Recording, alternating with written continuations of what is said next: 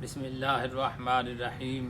आज मैं आप अहबाब के सामने मोहब्बत का एक बहुत ही लाजवाब अमल पेश करने लगा हूँ। अगर आप चाहते हैं कि मतलूब के दिल के अंदर आपके अलावा किसी का ख्याल भी ना आए, वो आपकी मोहब्बत के गुन गाए, वो आपका अपना ही बन जाए, तो उसके लिए एक बहुत ही खूबसूरत अमल है।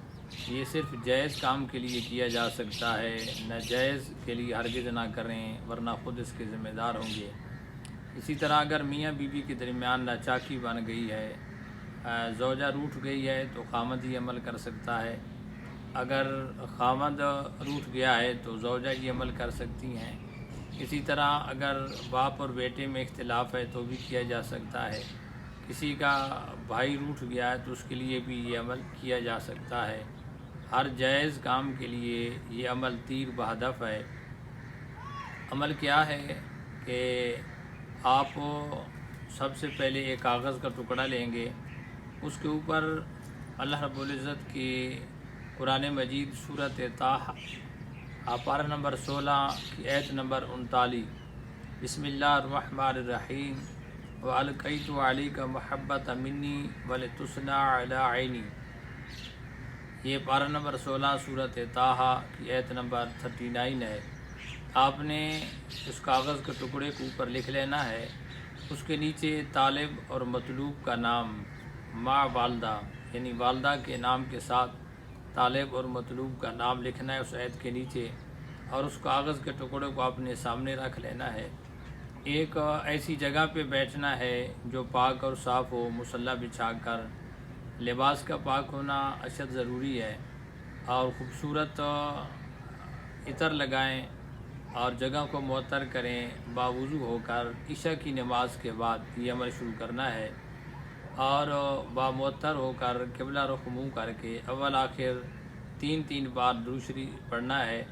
और उसके बाद इसी आयत मुक़द्दसा को आपने 360 मरतबा पढ़ना है। 360 मरतबा पढ़कर आपने उस कुरान करीम की जो आयत कागज़ के टुकड़े पे लेकर आपने अपने सामने रखी, उस पर आपने फूंक मार देनी है। ये अमल आपने मुसलसल 21 दिन करना है, बिला नागा, बग़ैर किसी दरमियान में वक्फ़ा के। 21 दिन मुसलसल आपने इस अमल को करना है। बावुज़ू करना है, इतर लगाकर करना है। लिबास का साफ़ सुथरा उजला और पाक होना ज़रूरी है। जगह को भी मुअत्तर करें, खामोशी और तन्हाई के अंदर करें। इशा की नमाज़ पढ़ने के बाद आपने ये अमल जो है मोहब्बत के साथ, पूरी यकसुई के साथ, जिसको आप अपना बनाना चाहते हैं उसका मुकम्मल तसव्वुर बनाकर आपने ये करना है। जब 21 दिन इसके मुकम्मल हो जाएं तो आपने इसको तावीज़ बनाकर अपने गले के अंदर पहन लेना है फोल्ड करके, और 21 दिन जब मुकम्मल होंगे गले के अंदर आप डाल देंगे तो मतलूब के दिल के अंदर आपके लिए बेपनाह मोहब्बत पैदा हो जाएगी। वो आपके बग़ैर नहीं जी सकेगा। अगर इसके बाद देखें कि फिर भी मतलूब के दिल के अंदर कोई हिलचल वाक़या नहीं हुई और वो आपसे राब्ता नहीं कर सका और आपका मामला हल नहीं हुआ, तो फिर दोबारा इसी आयत को खोलकर दोबारा सामने रखें और उसी तरीके के मुताबिक 21 दिन और आप इसके ऊपर जो है पढ़ाई करें। वही वाला तरीका होगा, हर रोज़ आपने उसको सामने रखना है और 21 दिन फिर आपने पढ़ना है, लेकिन इस बार आपने उसकी तादाद बढ़ा देनी है।